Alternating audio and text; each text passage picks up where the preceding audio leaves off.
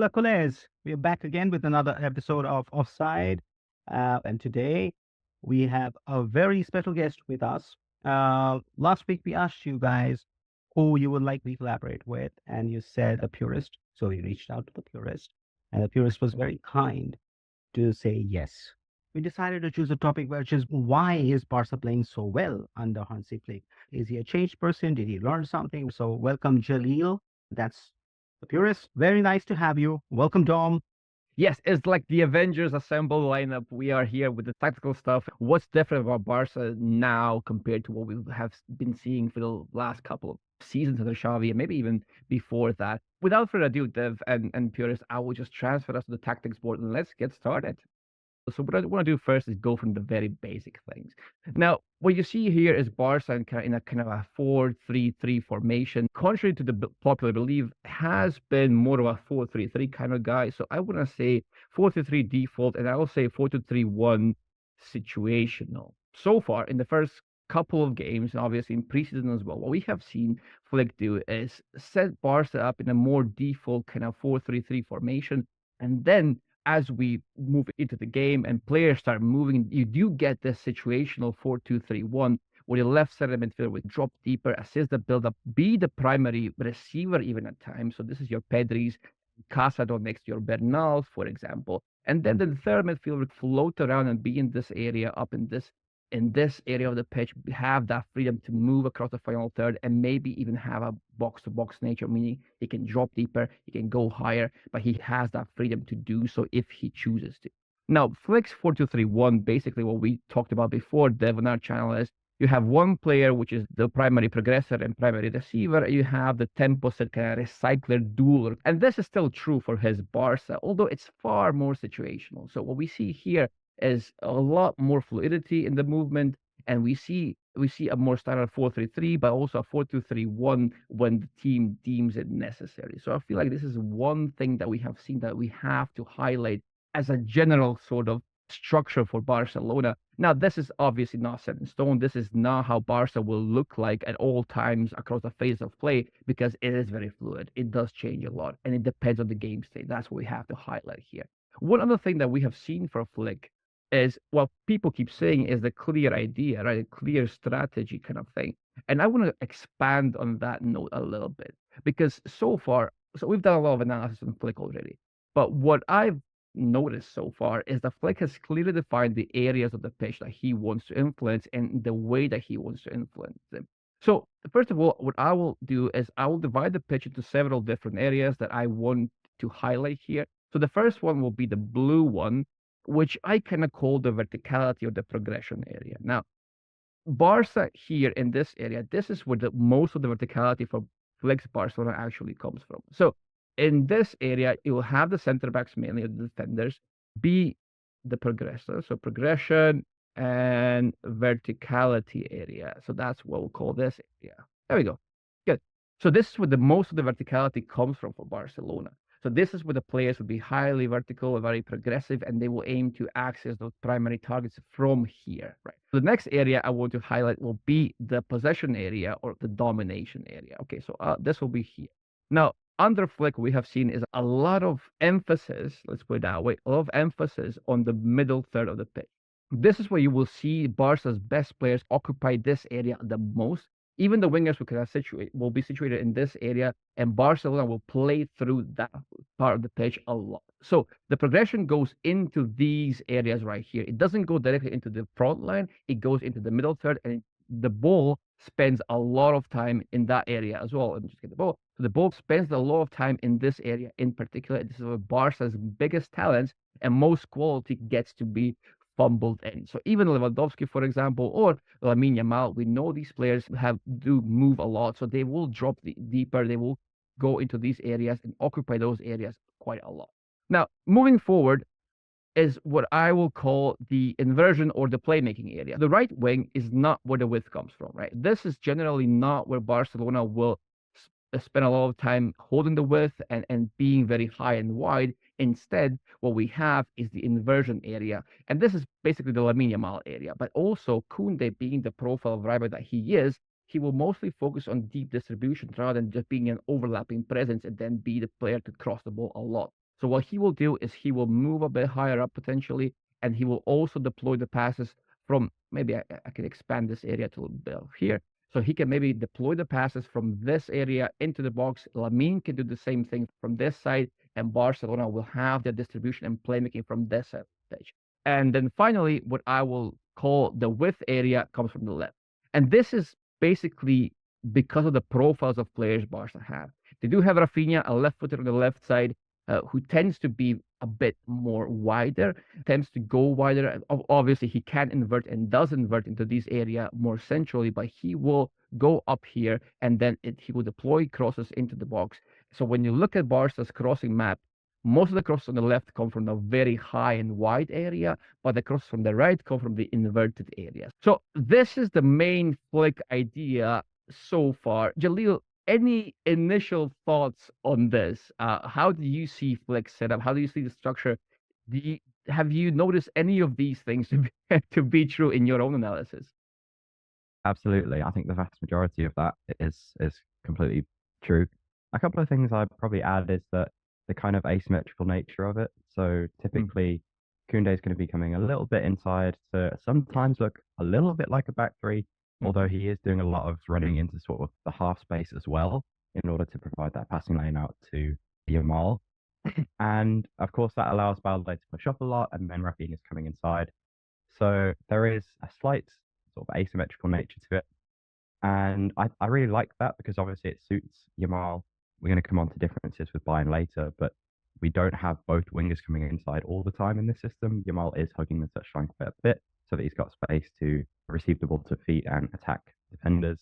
And Rafinha's been very effective finding pockets. And just generally, I've got to say, Rafinha's movement is really exceptional. Attacking movement is exceptional.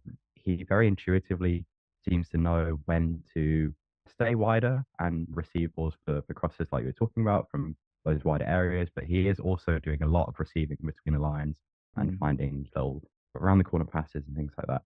The fact that he is given the license to do a lot of that attacking movement is, I think, one of the big benefits of the additional fluidity that Flick is giving this team, because when he was stuck out on the right touchline, he couldn't do any of that. It was not intuitive at all. It was just very strategic in terms of where he had to be. So, yeah, I do the balance of this team. I love the fact that Pedri is a little bit deeper. I've been calling for that for quite a long time. I think he provides just the absolute perfect tempo control and balance of this team alongside whether it's Casado or Bernal or even Eric at times. And yeah, it frees up Olmo to do exactly what he wants to do. So on paper, for me, that this shape that you've got on screen right now is super balanced and suits the profiles that Barcelona have much better than, I think, although the shape isn't that dissimilar from what we saw from Xavi. If you're looking at it right now, it is a 3-2-2-3 in a way. The fact that players are moving in and out of positions and doing a lot more, I suppose, have just a lot more freedom is really suiting what they want to do rather than what maybe the coach is instructing them to do. Before I pass it back to Dev, just to echo your statement, yes, we see this inversion of Koundé sometimes from the right back position into the back line, and this is so Flick, right? Dev, when we talk about Flick months ago, we said what he likes to do, he likes to have Davies here, he has to have Pavard here, right? That's the asymmetrical nature that he does bring to the table, because he had Davies as this advancing fullback. He would bombard up and down the pitch. And then you had Koundé, or Pavard in this case, where he would tuck in, be the third center back, and then be the kind of distributor from the back, connect the dots. And obviously Kimmich would be kind of in the maybe in the Pedri role of sorts, where he would drop deeper and be the primary receiver and then push the ball forward either through direct passing or maybe some more systematical link up of sorts. But this is something, a shade of Bayern that Flick has brought to Barcelona. However, as the Purist mentioned, this is now more geared towards the profiles that he has. So Flick is actually actively playing into the strengths of the team. He's not pigeonholing them into roles that don't necessarily fit them, because that's a way to minimize the impact of your team with the profiles that you have. But this is now actually optimizing the profiles that you have. You're playing to their strengths. You're playing to the areas of the pitch where the most talent is, where the highest quality is, and you're focusing in that area. There can be hardly anything more than what you guys have already covered, but there are two things that I would like to call out. One was, when you look at the backline of Inigo and Kubasi, they create two triangles. Inigo does the ball distribution with Pedri and Balde, and that's one channel. And Kubarsi does it with Bernal or Casado, whoever the pivot is. And then what we have seen in the last games, Yamal plays a lot more defensive. So what happens is Bernal or Casado, when it's on the right wing, he actually combines a lot with Kunde and Yamal. Now, Yamal drop back or be forward, and Kunde can, bomb upward or invert in. But that's a triangular setup that I've seen consistently happen, and that is being coached. But that was not the way it was with Xavi, even though we were playing 4-3-3 or 4-3-2-1. Even then, that's how the second phase of attack starts. Then you guys have already talked about Rafinha inverts in or almost talks, comes into the center, and then there is quick interplay of passes where if you see now, Barca can move from their own third to the final third in maybe 4 passes. And we see it all the time and happens very fast. And that's something that is obviously, coaching. And then if you look into it, the game actually happens on that minimum width of box to box. Right. Yes. More so in that, I felt that he was being more Nagelsmann than Bayern. Progression and verticality is something that I do want to talk about next. There has been a lot of talk about verticality as being one of the main issues of Xavi's era at Barcelona, and rightfully because it was an issue of verticality. But now we're still seeing verticality at Barcelona under Flick, but it's different, right? It's giving us results. So I'll talk a little bit about this and then pass it on to the purist as well. What you need to know about verticality in Flick's Barca is that it mainly involved the center backs. As I said, the verticality area or just the zones of verticality are these two zones, this zone with these players, right? So the players in the back line, mainly Kubarsi and Inigo so far, the center backs are the main tools of verticality for Barcelona. And that's why Barca's build-up is so ferociously quick, because these players are now playing these line-breaking passes a lot. But the difference is now they're actually aiming at this area right here, right? So their passes are very vertical in nature. They are very fast. They do break lines. However, their primary targets, as you mentioned it, Dev, are usually players in the middle third, not the final third. So if I maybe prolong this area to here and I put maybe Yamal drops here, Rafinha maybe drops here more centrally, now all of a sudden these center backs are not finding passes over the top into the space and forcing this long path from the back. Instead of what's happening or has been happening so far is the center backs will find. So Inigo's main target is Balde and Pedri, and Kubarsi's main target has Casado or Bernal on this side of the pitch, right? That's what Dev has mentioned. And then Balde's main target is Rafinha, and Koundé's main target is, you guessed it, Yamal. So it's very centric that way. And these players often, Rafinha and Yamal, they often receive the ball in the middle third and in a more central position. This, again, spins back to the thing that I mentioned earlier, which is Barca's main firepower is usually in that area over here. So very narrow channel where most of the talent is situated and where most of the firepower is situated. And that's where Barca want to dominate possession. They want to dominate the ball and have the ball as much as possible. So this verticality is now focusing on the middle third as opposed to the final third. And as a result, the ball gets here to the Pedris and Olmos and Bernals and Casados and Rafinhas, Yamals much quicker than he used to. And it spends a lot more time in this area as well. If you look at the numbers, who are the players with the most received passes and the most deployed passes for Barcelona this season? Outside of the center backs or just defenders in general, it's Pedri, it's Casado, it's Olmo, and it's Yamal. 4 players who need to see a lot of the ball. Yeah, I think that's a really important distinction because you can look at it on paper, and especially if you look at the early Xavi era, it's not that dissimilar really. It was more 4-3-3. A lot was being cycled through Busquets, and Pedri was playing more in the half space and getting on the ball probably a little bit more than what he ended up doing and when the system changed later on. But that distinction in sort of the height of the passes, the target is really important. We saw a lot of doing these big raking passes over the top into wingers and so on, and that is happening less, which I think is really important. And those players that you've just mentioned with the most passes received and given are exactly as you said, the players that need to be on the ball a lot. And that's what I've enjoyed from this team so far.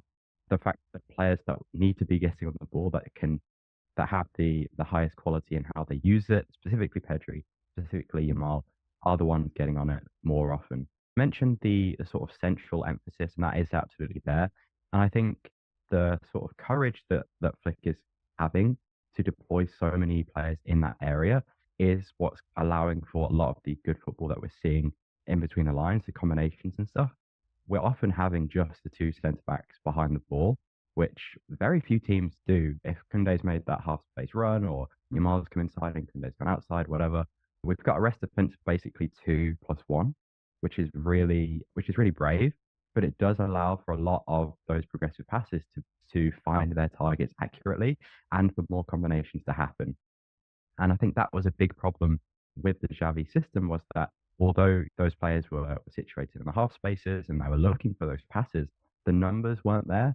But nowadays you've got 5 or even 6 against the back line of 5 of the opposition.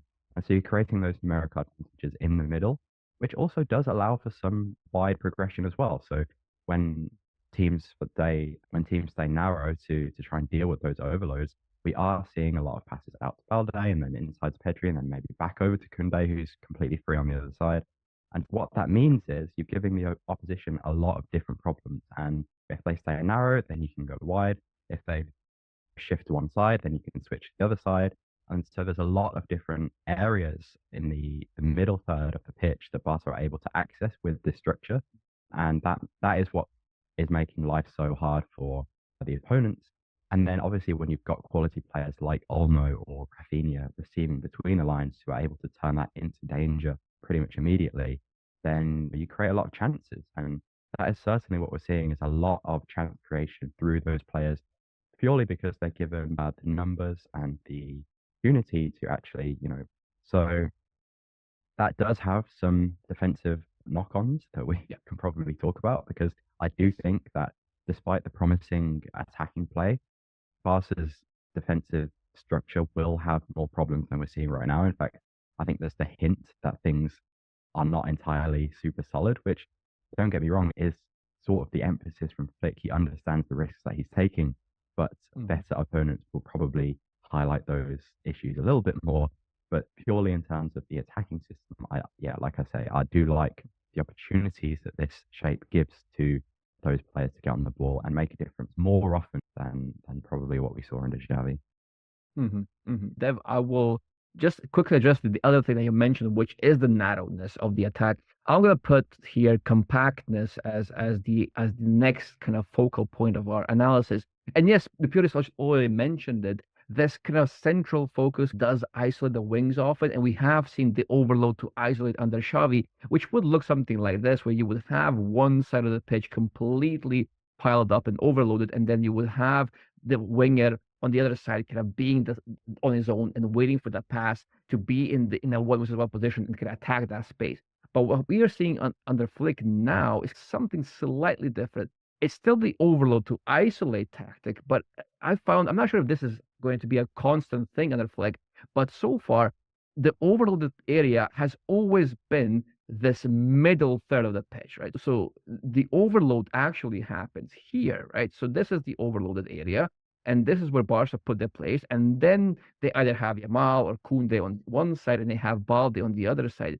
So what ends up happening is you have an overload to isolate, but slightly different. It's not one wing being the overloaded and then the other one being the isolated one. Instead, you have all these players in the central channels, and then you have the wingers or the fullbacks free on the wide areas, right? But one other thing that's like a Nagelsmann, right, is the fact that Flick is not afraid to actually play through the overloaded area, right? So instead of being always banking on the isolations to progress the ball attack, he will often play through this area because that's where his most important players are anyway, most of the time. So this is another brave thing that he has implemented and that we are seeing so far, and it has been working really well. And then Dev mentioned it, the narrowness of this Barca attack is really important as well. If you look at it, if this is the opposition's box, Barca generally, what they do is their maximum width or minimum width is about this wide, and then the height of their attack is approximately like that. Okay, so maybe if I put the players inside there and there, you have the whole Barca squad on average inside this little area of the pitch, which makes for a very compact unit, which kind of then lends itself to more combination play between the lines, more touches and more interactions between the best players, but also lends itself nicely to counter pressing and getting the ball back as quickly as possible. So those are the kind of the things that we have to mention when we talk about Flick's strategy so far. And I think before we move on to the defense side of things, yes, this has been working and has been very potent in attack. This has been very successful against the low blocks, obviously. And God knows, like, it was a pain watching Barca play low blocks in the last 2 or 3 seasons because it was painfully ponderous and slow and ineffective, and it was just terrible, right? Whether it be Edafe, whether it be, you name it, like we have a lot of them in La Liga, and it was just painful to watch. The number of triangles that he's creating in the shortest amount of time, or the numerical advantage that Jody talked about right now, they happen very fast. So the ball moves very fast through that center that you talk about. And then when you reach that zone of 14, they have so many players. And then with the quality of Rafinha and Olmo to play between the lines, or Pedri to flick on a pass, I think there's so much of potential, right? And so much of opportunities that get created. It has helped us against the low blocks, but there will be time when we will face better teams like Madrid, who don't play on a low block. They don't really have a philosophy, but they're very effective on when they play direct. Then we have Manchester City, and there are many players who will face in the Champions League in the draw that we have, where I doubt if this philosophy in put in exactly this way, it will have the same output or results. So I think Flick will have to adjust this and bring back some of what Jalil talked about from a defensive point of view, because I think that may be a challenge. Good sides who will have better players who are not sitting back in a 9-man block, but who are also venturing out to play. With the high line that we have, yes, Inigo's been amazing, but we have seen Inigo for 2 seasons. Yes, Kubarsi is great, but we have also seen Kubarsi under pressure and stress and what happens. There are challenges there that one needs to be mindful of. What they definitely found a better way to deal with is the extremely slow nature of Barca's build-up that we have seen in the last few years. Given it some dynamism, given it some bite. The other thing that happens is it seems like Barca is pressing till 90th minute. And you always seem like, oh, Barca still playing. 90th minute, we are still running. But I think they're running less. They're running, but they're not running all over the place like we were doing with Xavi. I think by minimizing the plays or the playing area or where he wants people to focus on, I think we are doing the press, but we are being far more intelligent about the press in this system. Because everybody has to run, but everybody has to run a little less because the zones are taken care of by in a much more, what would I say, a much more planned manner than it was under Xavi, where everybody was running till the end of the pitch and then everybody was coming back. It's like a yard sprint all over, which we know Barca is not very good at. We don't have the players for it, and so on. So I think even from the press perspective, the way he has deployed the press is a lot more intelligent, because if you look at the numbers are actually lower than Xavi, but it feels like the team's pressing for 90 minutes consistently. So let's touch upon the defensive side of things. Jalil already mentioned that there are some things that might cast a shadow of doubt over long term for Barcelona, and this is, yes, the rest defense sometimes can be a bit tricky. If you have all these players bombarding forward, and all you have are Indigo, Kubarsi, and let's say Casado here in this, because Bernal will be out, obviously. So if you have Casado manning all of that area over here behind the attacking unit, you have a problem, because not only is Casado, well, physically struggling to access or actually cover all that area, even if you had an Onana there, a Casemiro, I don't know, a Rice there, I don't think it makes much of a difference if you ask those players to cover the whole width of the pitch. One person cannot physically do that effectively. Maybe sometimes that physical edge will be the difference, but oftentimes it won't be enough. So that is one of the things that we do have to keep in mind. But also, Flick's pressing has been quite interesting, because obviously you can't really, with Lewandowski, he can't really run that much. So what he normally does is he stays on the pivots a bit deeper. The number 10 under Flick, historically under Flick, has been the focal point in pressing. The number 10 has to be the pressing leader who directs the press. And then obviously with the center kind of being empty because Lewandowski can't really do it, the press often starts from the wings. And what you have is an outside to end pressing scheme that can work from goal kicks, but also there are ways to explode it. Now I'll pass it on to Jalil. Jalil, you mentioned that you have some doubts over Barca's defensive structure and then the sustainability of that press. So I would love to know your thoughts here.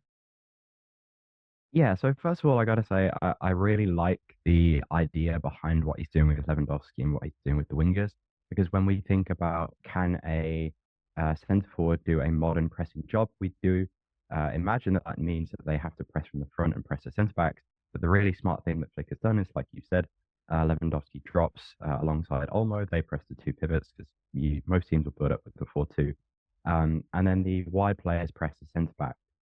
Now, that does cause a couple of problems, potential problems anyway.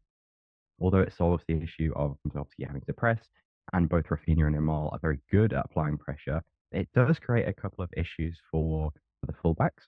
So if, say, Yamal goes to press the centre back, that gives Koundé a bit of an issue because then the left back for the opposition will be free. I don't know if you can put somebody there, but Yeah, let's do that.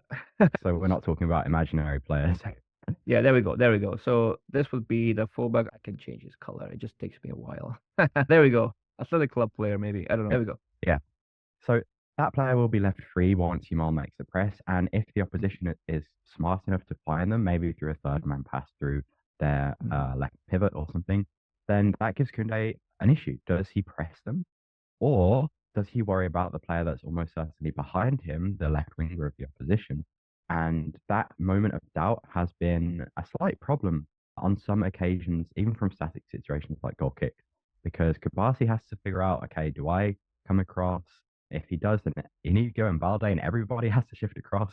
But the problem that's created is that basically Barca become extremely narrow when they're defending.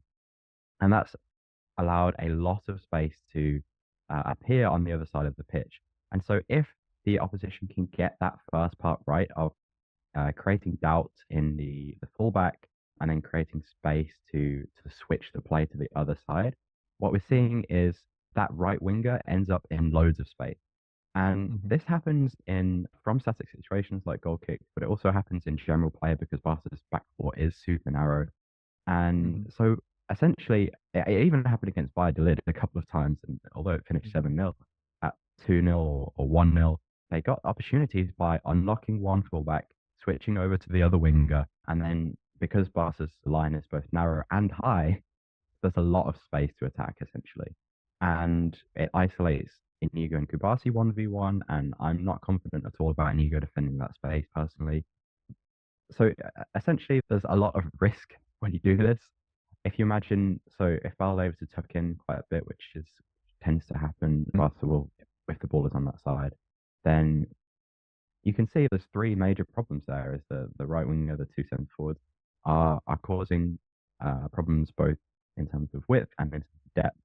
And I'm not sure Barcelona have profiles right now. Balde is very good, but to see if he's narrow, there's not a lot he can do about a big switch into space. And obviously the same is happening on the other side as well if the ball is on the other side of the pitch. So it creates problems for Koundé in that same situation. So yeah, I'm not super certain that Barca have the profiles in defense to defend like this consistently across a whole season against high quality opposition. And I do think that Barca will be more shaky defensively than what we're seeing right now, largely because of the nature of this, because of these pressing problems that the fullbacks are having, and then the exposed nature of the back line when those players access. And yeah, it's something that Flick solved at Bayern by just having super athletic and aggressive centre backs in Alaba, in Boateng, and Davis, who could cover the ground as well. And right now, Barca don't have that, so I do think that could become more of a problem as the season goes on. Yeah, that's a fair question. So if let's say that Araujo comes back and he's more of that kind of a profile, but then what happens to Barca's build-up play? Now, obviously, Araujo is someone who can play with the ball at his feet, but not as proficiently as someone like Inigo, for example, or Kubarsi especially. So what happens when Araujo comes back and he gives you that defensive edge potentially, someone who can track back, who can cover a lot of space in a single action, but then it kind of does potentially slow down this verticality and build up that we've seen, this proficiency from the center backs to be able to find the priority targets and actually progress the play quickly and in an optimized manner. So that's also a question for Hansi Flick to kind of answer as the season goes on. And then obviously once De Jong comes back, how does that shift the whole nature of the team? Potentially Gavi as well, but we don't really know what in what shape will those players return and when will they return even. So that could be an analysis for a different time. Dev, any last thoughts before I actually close off this section? When we play Madrid, we know that the threat is going to come from the wings. It's going to come from the wings and it's going to come from wide, right?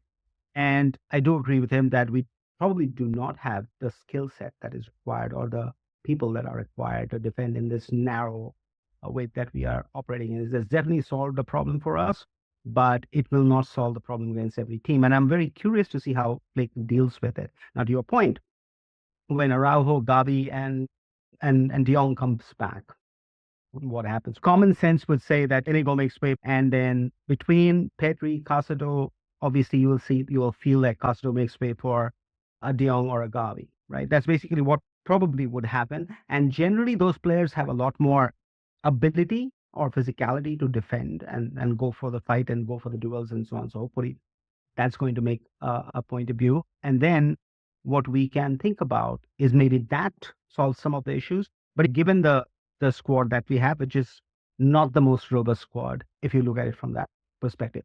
The other thing that I would like to call out is Olmo is great, but Olmo is not Muller, right? So what Muller can do, Olmo can't do. Olmo does something much better than Muller, but Muller's ability to play that Raumdeuter, almost not that guy, right? So whether Flick is trying to replicate that or not, debatable. But if he did, then we don't have the right profile for that. It's not just about defending in a block or pressing or whatever, but the dynamic that you have on the ball is probably, for a team like Barca, who monopolize the possession in most games, is the biggest factor when it comes to how well you defend.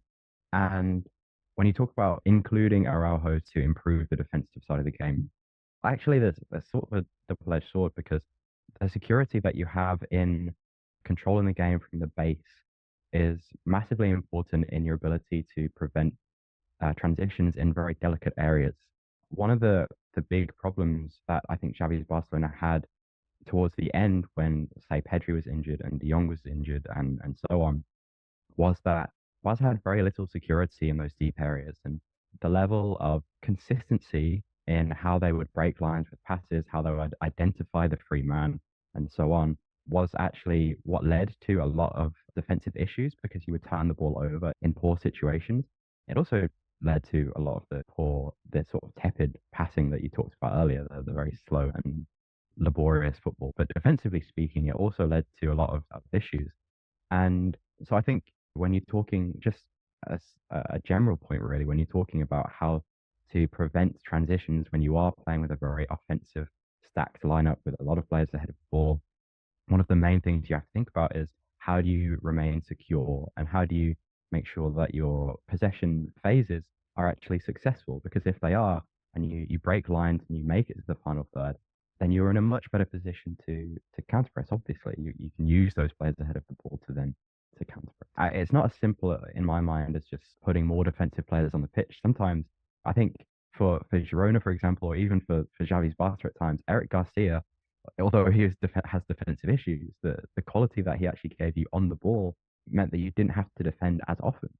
So far, one thing I would say is that Flick himself has evolved, and one thing that we did mention beforehand was, is this Flick the coach now? Is he going to try and replicate Bayern at Barcelona? Is he going to try and force some things from Bayern onto this Barca? And so far, it hasn't really been the case. It was more the case of Flick actually playing to the strengths of this particular team and seeing the profiles that he has and deciding, okay, this is what I need to do. This is what I need to emphasize. I think that has been the great success of Flick so far, is identifying who his important players are. Rafinha, of course, I should mention, and then putting them in places that they want to be. It sounds very simple, but sometimes football doesn't have to be that complicated. If you have very good players, then there's no reason why that shouldn't be effective. We have discussed this. One of the most infuriating things about Xavi was to play players out of position. And I've talked about it with so many players. For whatever reason, he felt that he had to play them out of position, and it often happened. I think with Flick, we have seen that to revert back to its mean. We're seeing a lot more players playing in the positions that they like playing. And obviously that probably has an impact on the game and what have you. So I think that has definitely helped us from that perspective. Now, what it means, as I always say, these are early days. These are just 4 games. There are 38 games left in the league.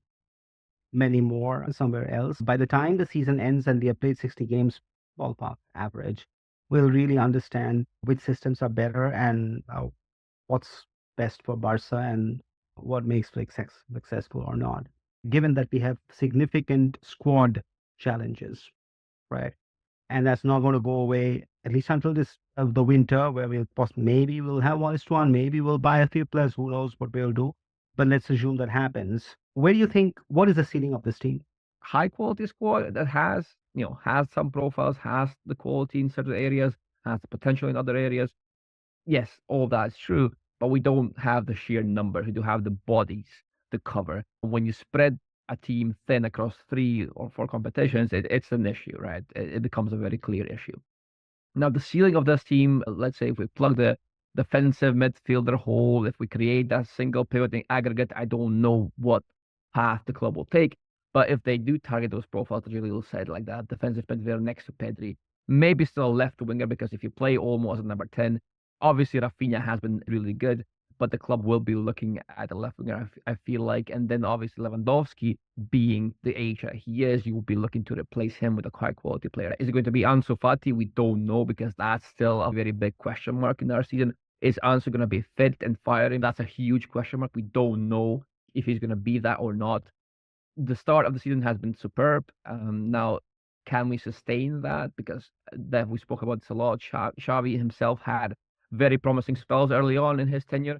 The football was very bright, the structure was very good, and the intensity and the fitness was also really good until it wasn't anymore, right? Let's see how well Flick handles that. I would like to extend a thank you to Jalila once more. It was a real pleasure having you here. It's been a long time coming. People have been calling for the purist on Barca football, and we finally managed to make that happen, make it a reality. And for the rest of you guys who are watching at home, thank you so much for all the support. Make sure to check out the blog. We do have a podcast. We do have a YouTube channel. We do live sessions after games. Make sure to tune in. Support us whichever way you can. Buy us a coffee if you can. And with that, I will leave you with the video. Stay safe and be well. And as always, Visca el Barça.